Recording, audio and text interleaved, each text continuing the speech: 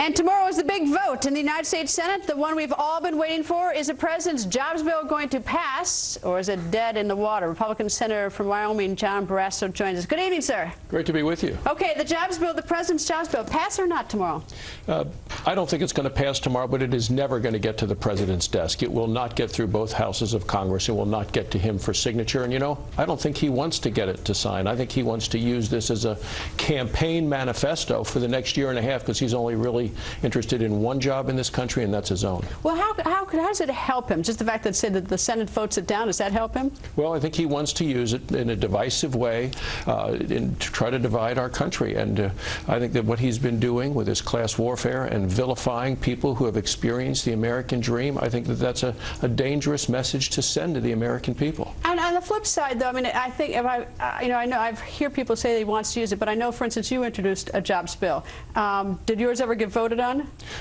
Harry Reid has blocked things all the way. I have a Western Caucus jobs frontier. A lot of senators come together to support this. It gets us more focused on energy, because you have lower cost energy. That is a very important part of a vibrant economy. It's also a part of national security, because if we're providing more American energy, offshore, on federal land, and in Alaska, I think that's a good thing. I guess the reason I raise it is because in order for it to be sort of a political weapon to say, well, I came up with an idea as president and I sent it to Congress and they just voted it down, is that the Republicans have to be sort of void of any ideas. And the fact that the Republicans, the fact that you have a proposal, whether it's a good proposal or not, sort of defeats that. It's not a very powerful weapon to him if he uses his democratic machinery, essentially, not to even bring yours up for a vote. Well, they've been blocking the efforts to vote for this. We've got to get rid of a lot of these regulations. If you really want the economy to grow, and Greta, there are 14 million Americans who want to work. About 4 million of them have been out of work for over a year. There's a better chance that they'll never work again, those people that have been out of work for over a year, than that they'll get a job.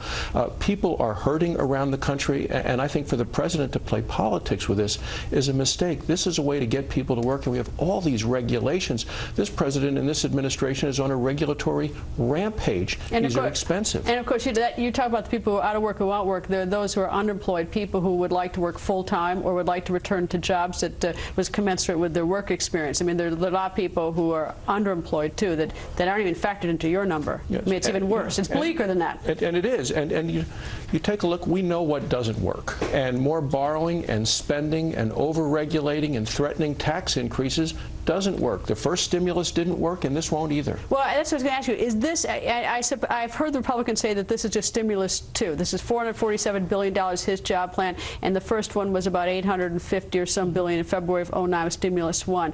Are the Democrats really pushing this? Are they standing behind it, or are they just sort of going to the... I don't get the sense that the Democrats in the Senate are heavily advocating for this. To the point that they actually, Harry Reid changed the rules of the Senate last Thursday night because the Democrats did not want to vote and do not want to vote on the president's job proposal, the one that he said pass this. A dozen times he said pass this bill now, no changes. The Democrats have said, and over a half dozen have said, we don't want to vote on this. We will not vote for this. Even Chuck Schumer of New York didn't want to vote on the president's original proposal. So they're spending time trying to rewrite it, not to make it better from the standpoint of actually helping people get jobs, but to use it more as a political weapon in a campaign for the next year and a half. Well, the rewrite, the one that I think you're voting on tomorrow, adds the billionaire tax to it. Is that correct? Yes. That's the rewrite. Yeah, and go ahead. With the rewrite, are the Democrats thrilled with it, Democratic senators? Not all of them, and some have said they're not going to vote to even get to the 60 cloture vote tomorrow. Others have said, well, they might go to proceed to it, but wouldn't vote for it in the end. Even the president a year ago said you shouldn't raise taxes on anybody at a time like this.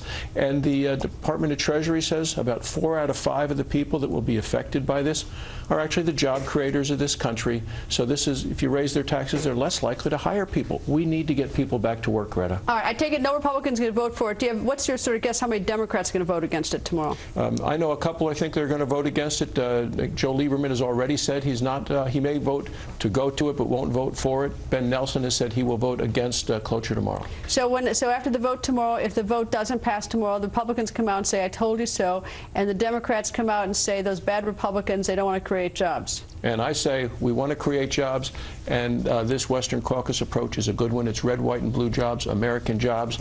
It's helping put people to work, people back to work, and making us more energy secure and getting rid of these regulations, which are very expensive. Has the president had any sort of presence, making phone calls or anything to Capitol Hill to push this? Doesn't look like he's really lobbying for this, even with his own members. There was an article in the Washington Post about it this weekend.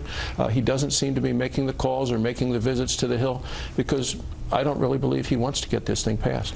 Senator, thank you. And tomorrow's the vote, so we'll see what happens. Thank you, sir. Thanks.